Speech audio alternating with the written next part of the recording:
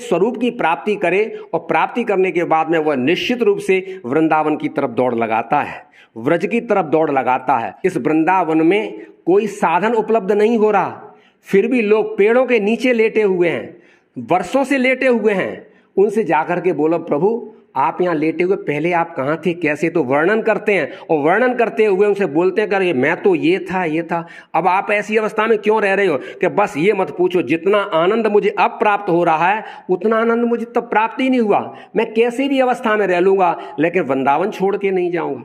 दोस्तों, वृंदावन की इस यात्रा में मैं लगातार आपको महान त्यागी तपस्वी संतों के दर्शन करा रहा हूँ।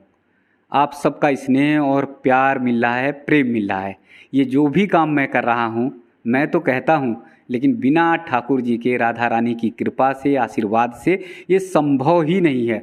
उन्हीं की कृपा से मैं ये सारा काम जो है आप सब तक भक्तों के दर्शन या आप सबके संतों के दर्शन आप सब तक करवा रहा हूँ। तो आज मेरे साथ में हैं श्रीनिधि प्रभु जी।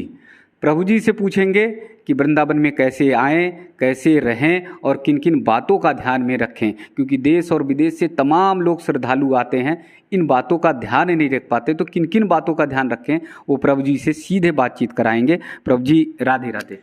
हरे कृष्णा जी। तो आप सभी का स्वागत है जो आप हमसे आपकी मुलाकात हुई जी।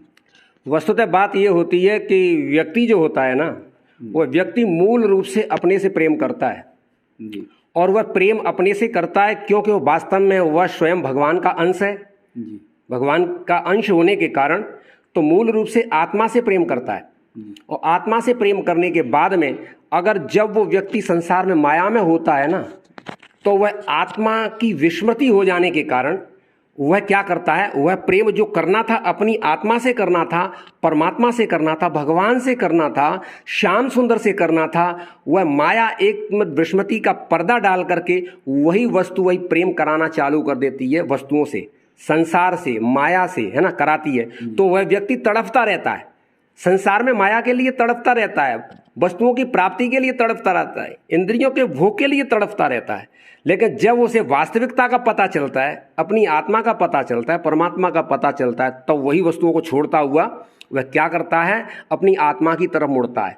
क्योंकि आत्मा परमात्मा का अंश है ना, और आत्मा परमात्मा का अंश होने के कारण भगवान जो है ना सच्चिदानंद है। सच्चिदानंद होने के कारण सत, चिद और आनंद। सत का अर्थ है शाश्वत, स्थायी, हमेशा रहने वाले। चिद का अर्थ है चैतन्य और ज्ञान शक्ति। आनंद का अर्थ है वह आनंद में रहते हैं। तो भगवान सच्चिदानंद है, उन्हीं का अंश होने के कारण आत्मा भी सच्चिदानंद है। तो सच्चिदानंद आत्मा से ही प्रेम करना, अपने आत्म स्वरूप से प्रेम करना। भगवान भगवत गीता में कहते हैं, यस्व आत्मरति रेव स्यादात्म तृप्तस्य मानवा आत्मन्येव च संतुष्ट तस्य कार्यम न विद्यते। जो अपनी आत्मा में रमन करता है, अपनी आत्मा में ही आनंद को प्राप्त करता है, वह संसार से कोई भी लगाव नहीं रखता। जब इस वास्तविकता का पता उसको पता चलता है, तो पता चलने के बाद में वह निश्चित रूप से इतना बल उसको प्राप्त हो जाता है कि वह संसार का त्याग करना चालू कर देता है। हमारे श्रील प्रभुपाद जी ने पूरे विश्व में परिचय दिया आत्मा का, परमात्मा का और स्वरूप का। जैसे ही उन्होंने पूरे विश्व के प्राणियों ने, मनुष्यों ने आत्मा, परमात्मा और अपने स्वरूप की पहचान की, उन्होंने तुरंत ही तथाकथित धर्म के बंधन, तथाकथित मर्यादाएं, तथाकथित जो है ना उपाधियां हैं, उनसे मुक्ति पाई। और मुक्ति पाने के लिए, वह स्थल देखने के लिए, वह धाम देखने के लिए जहाँ पर भगवान ने पदार्पण किया है, वह निश्चित रूप से वृंदावन की तरफ मुड़ जाता है और मुड़ करके वृंदावन की तरफ आता है। एक विशेष बात मुझे ध्यान आ रही है, वृंदावन में पहली बार नारद जी आए तो नारद जी आकर के भ्रमण कर रहे थे और नारद जी को ठंडी और मीठी सांस यहाँ पर आई। नारद जी विचार करने लगे, मैं कौन से स्थल पर आ गया हूँ जहाँ पर मुझे इतना आनंद की अनुभूति हो रही है। ऐसी आनंद की अनुभूति तो मुझे कहीं भी प्राप्त नहीं हुई, यहाँ पर मुझे कैसे प्राप्त हो रही है। नारद जी ने जब ध्यान लगाया यमुना जी के तट पर जा कर के, तो नारद जी गुनगुनाने लगे, एवं पश्यन् कलर्दोषन् पर्यटन नवनीमहं यामुना तटमापन्न यत्र लीला हरेरभूत। संसार के दोषों का दर्शन करते हुए जब वह वृंदावन में आए और वृंदावन में आकर के यमुना के पुलिन पर आए, तो यमुना के पुलिन पर आने के बाद में उन्होंने विचार किया, अरे यह तो वही स्थल है जहाँ पर भगवान ने लीलाएं की थी, जहाँ पर भगवान ने गौचारण किया था, जहाँ पर भगवान ने प्रिया के साथ में आनंद विहार किया था, यहाँ पर गोपिकाओं के साथ में आनंद विहार किया था। यहाँ पर तो अपने आत्म स्वरूप सिर्फ ब्रजवासियों के साथ प्रेम किया था। आनंद से भर गए और वो नाचने लगे। तो यह स्थान ऐसा है कि जैसा भी प्राणी संसार में कहीं भी हो, कैसा भी हो, तथा कथित अवस्था को त्याग दे, माया के गुणों को त्याग दे, माया की विपत्तियों को त्याग दे, अपने स्वरूप की प्राप्ति करे और प्राप्ति करने के बाद में वह निश्चित रूप से वृंदावन की तरफ दौड़ लगाता है, व्रज की तरफ दौड़ लगाता है। और व्रज में आकर के वह पता क्या करता है, आनंद की अनुभूति करता है। आप साक्षात देख सकते हैं, इस वृंदावन में कोई साधन उपलब्ध नहीं हो रहा, फिर भी लोग पेड़ों के नीचे लेटे हुए हैं, वर्षों से लेटे हुए हैं। उनसे जाकर के बोलो, प्रभु आप यहाँ लेटे हुए पहले आप कहाँ थे, कैसे, तो वर्णन करते हैं। और वर्णन करते हुए उनसे बोलते हैं कि अरे मैं तो ये था। अब आप ऐसी अवस्था में क्यों रह रहे हो कि बस ये मत पूछो, जितना आनंद मुझे अब प्राप्त हो रहा है उतना आनंद मुझे तब प्राप्त ही नहीं हुआ। मैं कैसी भी अवस्था में रह लूँगा लेकिन वृंदावन छोड़ के नहीं जाऊँगा। और वृंदावन की कुंजों में, वृंदावन की गलियों में आज भी जाते हैं। हाँ, मानते हैं आपकी ये बात कि वृंदावन में आधुनिकता बढ़ गई है, निश्चित रूप से आधुनिकता बढ़ गई है। लेकिन मैं आपको निश्चित बताता हूं, इस आधुनिकता की दौड़ में अपने आप को समाहित मत करो, आधुनिकता में अपने आप को मत जोड़ो। आप उन्हीं दृष्टि से जो शास्त्र की दृष्टि है, गुरु की दृष्टि है, साधु की दृष्टि है, उसी दृष्टि से वृंदावन का अवलोकन करो, वृंदावन का व्यवहार भी उसी दृष्टि से करो, तो आप निश्चित रूप से वही दिव्य वृंदावन आज भी पाएंगे। इस प्रकार जब व्यक्ति यहाँ आता है और आने के बाद में क्या करता है, वह अपने दिव्य प्रेम को विकसित करता है। जो प्रेम उसके अंदर स्थापित है वह प्रेम कहीं बाहर से नहीं आता, वह जो आनंद उसको प्राप्त हुआ है कहीं बाहर से प्राप्त नहीं हुआ है। निश्चित रूप से वह प्रेम प्राप्त तो उसको अंदर से हुआ था, लेकिन अब तक क्यों प्राप्त नहीं हुआ? अब तक इसीलिए प्राप्त नहीं हुआ क्यों उसके मिथ्या अहंकार ने, मिथ्या माया के अहंकार ने उस पर पर्दा डाल दिया था। वह पर्दा डालने के बाद में वह यही समझता रहा कि नहीं, मैं ये हूँ, मैं डॉक्टर हूँ, मैं इंजीनियर हूँ, मैं नेता हूँ, मैं अभिनेता हूँ, मैं सुंदर हूँ, मैं मूर्ख हूँ, मैं ज्ञानी हूँ। इस प्रकार की उपाधियों में व्यस्त रहा। जब इस उपाधियों को उसने तोड़ दिया, तोड़ने के बाद में उसे क्या प्राप्त हुआ?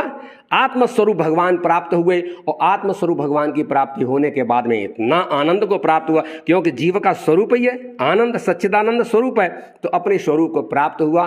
तो ये तथाकथित परेशानियां थोड़ी सी हैं, उनको दूर हट करके किसी संत का सानिध्य करना, संत का दर्शन करना, संत से श्रवण करना, और श्रवण करने के बाद में अपनी आत्म अवलोकन करना, आत्म अवलोकन करने के बाद में अपने निश्चित रूप से संबंध को, प्रेम को प्राप्त करते हुए हमें सेवा संबंध स्थापन करना है। यह वृंदावन आपको आध्यात्मिक यात्रा का सबसे सुंदर साधन है। और वास्तविकता तो यह है कि यह वृंदावन साधन ही नहीं है, साध्य वस्तु है। भगवान के नाम को लेना, भगवान के नाम का ग्रहण करना, हरे कृष्णा कृष्ण कृष्ण हरे हरे, हरे राम राम राम हरे हरे, यह भगवान के पवित्र नाम, महामंत्र, यह साधन है जी। और साधन के होने के साथ में दिव्यता इसके अंदर है। यह साध्य भी है, साधन भी है और साध्य भी है। वृंदावन में रह करके भक्ति को बढ़ाया जा सकता है, साधन भी है, और वृंदावन में भक्ति को बढ़ा करके वृंदावन की प्राप्ति की जाएगी, ये साध्य भी है। तो इस प्रकार हम इस वृंदावन की प्राप्ति करते हैं। और निश्चित रूप से मानिए, आप जब आकर के किसी साधु संत की दृष्टि से वृंदावन का अवलोकन करेंगे, भगवान के लीला स्थलों का जब दर्शन करेंगे, तो निश्चित रूप से मानिए अब आप अपने आप को धन्य मानेंगे। अभी तक जो विश्वास में प्रकट नहीं हो रहा वह माया का कारण है। तो मैं आपसे पुनः सभी के साथ में मैं यही चाहूँगा, पहले आप भगवत गीता का अध्ययन करो। भगवत गीता में आत्मा का, भगवान के संबंध का वर्णन किया गया है। वृंदावन आइए और वृंदावन में आकर के संत सानिध्य ग्रहण करिए और निश्चित रूप से अपनी यात्रा को सीधा करिए। इधर उधर हिलाते हुए यात्रा नहीं करनी। यात्रा हमारी तब तक पूरी नहीं होगी जब तक श्याम सुंदर के चरणारविंद की हमें प्राप्ति नहीं हो जाएगी। और चरणारविंद की प्राप्ति में जो भी बाधक आएगा मैं उसको छोड़ दूंगा। वृंदावन के हमारे आचार्य षट गोस्वामियों ने जो हमें आदर्श दिखाया है, उस आदर्श का हम पालन करेंगे। क्या आदर्श दिखाया है? त्यक्त्वा तूर्णिम शेष मंडलपतिम श्रेणीम सदा तुक्षवत भूत्वा दीन गणेश को करुणया कोपीन कंथाश्रितो आनंदम बुद्धिवर्धनम प्रतिपदम पूर्णामृता स्वादनम वंदे रूप सनातन रघुयुग श्री जीव गोपालकौ। तो इसलिए त्यक्त्वा तूर्णिम शेष मंडलपतिम, मंडलपतिम महाराजाधिराज राजाधिराज इतनी संपत्ति सबका परित्याग करो। ये आत्मा के लिए बाधक है, सारी उपाधियां आत्मा के लिए बाधक हैं। तो आप इन आत्मा से चढ़ी हुई उपाधियों को दूर करते हुए क्या करना है? सबसे पहले अपनी आत्म तत्व को प्राप्त करना है। वह आत्म तत्व आप कैसे प्राप्त कर पाएंगे? इसके लिए हमारे भगवान, हमारे प्यारे, हमारे आचार्य के स्वरूप में चैतन्य महाप्रभु ने हमको दिया। क्या दिया है? चेतो दर्पण मार्जनम भव महा दावग्नि निर्वापणम श्रेय कैरव चंद्रिका वितरणम विद्या बधू जीवनम आनंदाम्बुधिवर्धनम प्रतिपदम पूर्णामृतास्वादनम सर्वात्मस्नपनम परमम विजयते श्री कृष्ण संकीर्तनम। आत्मा का मार्जन करना, आत्मा के ऊपर चढ़े हुए धूल को साफ करना, उसके लिए महामंत्र है। तो महामंत्र ही साधन है, महामंत्र ही साध्य है। संत ही मेरे साध्य हैं, भगवान ही मेरे साध्य हैं। व्रज रज मेरी साध्य है, यमुना मेरी साध्य है, सारे भक्तजन मेरे साध्य हैं। बहुत बार तो प्रभु जी मैं बातचीत करता हूँ जिन महान संतों से, तो मुझे बीच में प्रश्न आ जाते हैं, सवाल आ जाते हैं कि मैं उनसे सवाल पूछूं, लेकिन निर्बाध रूप से लगातार आप बोलते गए तो कहीं ऐसा ब्रेक नहीं हुआ कि जब मैं आपसे सवाल पूछ पाऊँ। लगातार अनवरत पूछते चले गए। एक सवाल मन में आ रहा है, वो भाव आ रहा है, ये है कि जैसे आपने कहा कि श्रीमद् भगवद गीता जरूर पढ़ें, और वृंदावन आने के लिए, करीब आने के लिए ये भाव है। तमाम ऐसे लोग हैं जो कहते हैं कि हमें समय नहीं मिल पाता है, हम घर परिवार और उसके जंजाल में इतने फंसे रहते हैं कि एक श्लोक भी जो है प्रतिदिन हमें अध्ययन करने का समय नहीं मिलता। ध्यान दीजिए, भगवद गीता ये साधन ग्रंथ है भक्ति के लिए। इसलिए कहा गया है कि देखिए, आध्यात्मिक दृष्टि से जब आप देखेंगे, आध्यात्मिक ज्ञान के अंतर्गत आप देखेंगे, तो ये हमारा जो शरीर है ये बाह्य शरीर है। बाह्य शरीर के बाद में एक हमारा अंतः शरीर है, हमारा एक कारण शरीर है। तो तीन शरीर हैं, स्थूल शरीर, सूक्ष्म शरीर और कारण शरीर। स्थूल शरीर है, उसको अगर स्वस्थ रखना चाहते हैं तो आपको निश्चित रूप से ध्यान रखना होगा कि स्थूल शरीर का मुख्य कारण वात, पित्त और कफ है। इनको बढ़िया तरीके से मेंटेन करना। कैसे मेंटेन करेंगे, इस पर विषय चर्चा लंबी होती है, मैं शॉर्ट में बताता हूं। इसी के लिए पूरा आयुर्वेद है जी। अंतःकरण है जो सूक्ष्म शरीर कहलाता है, इसका शुद्धिकरण और शोधन कैसे हो, अपनी स्थिति को हम कैसे प्राप्त हो, इसके लिए भगवद गीता है। इसके लिए भगवद गीता का पाठन करना है, भगवद गीता को समझना है, अंतःकरण को शुद्ध करने के लिए। और कारण शरीर को, अपने स्वरूप शरीर को शुद्ध करने के लिए भागवत जी का श्रवण करना है। और अंत तो गत्वा श्याम सुंदर की शरणागति ग्रहण करें। मैं आह्वान करता हूँ, यदि वृंदावन में कोई भक्त है तो मैं ये तो नहीं कहूँगा कि मैं पढ़ाऊंगा, पढ़ाता हूँ, मैं गोष्ठी करता हूँ, भगवत गीता के ऊपर स्पेशल गोष्ठी करता हूँ। तो आप मेरे पास यहाँ आइए। हमारा ये स्थान, हमारे प्रभु जी ने ये बता रहे हैं, जहाँ पर हम हैं तो यहाँ पर हम भगवत गीता आदि की हमारी गोष्ठी होती, ग्रंथों की गोष्ठी भी होती है। यदि आप रुचि रखते हैं तो आप के जब भक्तों के हमारे पास कुछ ऐसे संदेश होंगे तो हम यहाँ पर भगवत गीता आपको जितने दिन में, 7 दिन में, महीने भर में, 3 दिन में भगवत गीता भी अगर आप चाहते हैं उसको हम अर्जित कर पाएं तो उसके लिए सारा का सारा साधन ये शरीर देगा आपको। क्योंकि मैं भगवान का अनकंडीशनल दास हूँ, मैं ठाकुर जी का हूँ, ठाकुर जी के लिए है जीवन का, और कोई उद्देश्य मैं रखता ही नहीं हूँ। मेरा कोई उद्देश्य नहीं है, सारे उद्देश्य व्यर्थ के गए। अब यही उद्देश्य है श्याम सुंदर, आपके चरणारविंद के अलावा ना मैं देखूं और को, और ना तो देखन दूं। मैं ना देखना चाहता हूँ और ना किसी को दिखाना चाहता हूँ, मैं श्याम सुंदर का हूँ। तो निश्चित रूप से भगवत गीता आप पढ़िए। भगवत गीता में आपको मैं निश्चित बताता हूँ, भगवत गीता के सार के रूप में भी बताने की कोशिश करता हूं कि भगवत गीता का प्रथम पात्र है, उसका नाम है धृतराष्ट्र। और धृतराष्ट्र है, अंधा भी है, जी जो निश्चित रूप से कामना वासना का पुलिंदा बना हुआ बैठा है, उसके द्वारा शुरुआत होती भगवत गीता की है। धृतराष्ट्र उवाच धर्म क्षेत्रे कुरुक्षेत्रे समवेता युत्सवा मामका पांडवाश्चैव किम कुर्वत संजय। हे संजय, धर्मभूमि कुरुक्षेत्र के मैदान में मेरे तथा पांडु के पुत्रों ने क्या किया? ध्यान दीजिए, धृतराष्ट्र बोलता है जी अर्जुन आते, संजय आते, अर्जुन आते, भगवान श्री कृष्ण आते, भगवान श्री कृष्ण तो अमृत पिला ही रहे हैं। और अर्जुन जाकर के लास्ट में क्या बोलता है? कुछ ही समय में, 1 घंटे के बाद ही अर्जुन बोल देता है नष्टो मोह स्मृतिर्लब्ध्वा त्वत्प्रसादात् मयाच्युता स्थितोऽस्मि गत संदेह करिष्ये वचनम तवा।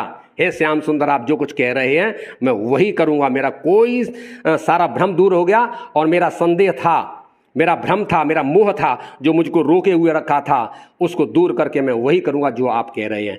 और अंत में जाकर के भगवत गीता में यही संदेश दिया है संजय ने, यत्र योगेश्वर कृष्णो यत्र पार्थो धनुर्धर तत्र श्री विजयोर्भूतिर ध्रुवा नीतिर मतिर ममा।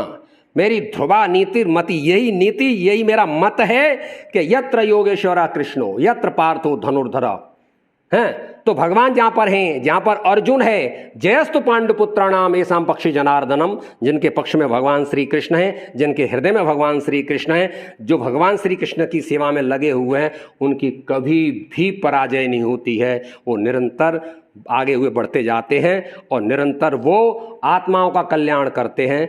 तुम निश्चित रूप से भगवत गीता को आप जानिए, समझिए। और भगवत गीता वो ग्रंथ है जो आपकी एक एक वस्तु को खोलती है, आत्म तत्व को खोलती है, आत्म बुद्धियों को खोलती है, कर्म के तत्वों को खोलती है, ज्ञान को खोलती है, आपको भगवत स्वरूप का बोध कराती है, आपको प्रकृति का बोध कराती है, आपको सब कुछ बोध कराती है और इन सब में से आपको निकालने का रास्ता भी देती है। और रास्ता देने के बाद में अंत तो गत्वा भगवान का पूर्ण संदेश जो है ना, मन मना भव मद भक्तो मद्याजी माम नमस्कुरु मामे यस्य सत्यम ते प्रतिजाने प्रियोस्मि सर्वधर्मान परित्यज्य माम एकम शरणम ब्रज अहम त्वाम सर्व पापेभ्यो मोक्षस्यामि मा शुचा। कोई चिंता मत करो, कोई शोक मत करो, मेरी शरण ग्रहण करो। और ये कोई प्यारा ही कह सकता है, यह कोई अहंकारी व्यक्ति नहीं कह सकता। ये प्यारे, जब तू मेरा हो गया तो चिंता क्यों करता है ना? तू मेरा है ना, तो मैं तो ठाकुर जी का हूँ और ठाकुर जी सत्य वस्तु है, ठाकुर जी सत्य है, ठाकुर जी का हूँ। इन्हीं शब्दों के साथ में हरे कृष्णा कृष्णा कृष्णा हरे हरे, हरे राम राम राम हरे हरे। अब मैं अगर प्रभु जी के बाद अगर कुछ भी शब्द बोलता हूँ, एक भी शब्द बोलता हूँ तो अनुचित होगा, क्योंकि 3 शब्दों में 3 भाव में प्रभु जी ने पूरा बता दिया कि अंतःकरण को कैसे शुद्ध करना है, अपने मन को कैसे शुद्ध करना है, प्रकृति के बारे में बताया और तीसरा एक और भाव जो बताया। इन तीनों भाव को बताने के बाद और जो महामंत्र दिया हरे कृष्णा का, वो महामंत्र के बाद मुझे लगता कुछ भी नहीं कहना चाहिए। बहुत बहुत महाराज जी का आभार, साधुवाद। और मैं दर्शकों से फिर अपील करूंगा, जब भी महाराज जी से कोई भी प्रश्न आपके मन में उत्कंठा हो जागे, आप तुरंत कमेंट्स बॉक्स में लिखिएगा। मैं महाराज जी से संपर्क करके तुरंत आप तक पहुंचाने की कोशिश करूंगा।